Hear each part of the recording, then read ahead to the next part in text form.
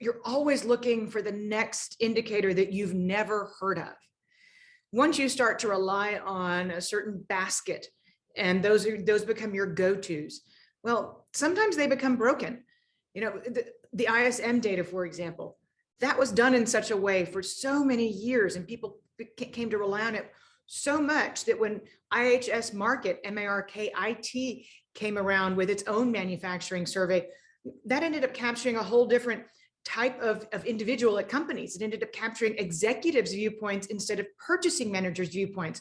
So there was a time that you really needed to pivot and incorporate both of those viewpoints into your analysis, or you were just going to continue capturing just this one slice as opposed to a broader view of the economy. I remember when Challenger, Gray and Christmas first came out with their hiring series.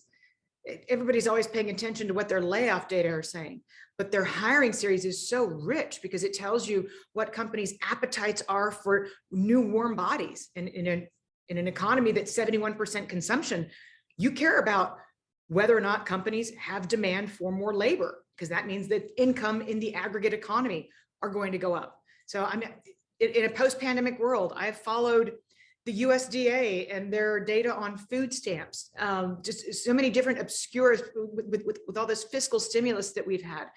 You end up crawling down and finding out what the 9 most manufacturing or 9 most service concentrated states are in the country. You follow very closely New York Business Leaders Survey, for example, because New York is the most concentrated service industry in the country. So you try and peel the onion back one layer at a time so that you can get to true granularity, which we've really needed to provide guidance in a post-pandemic world.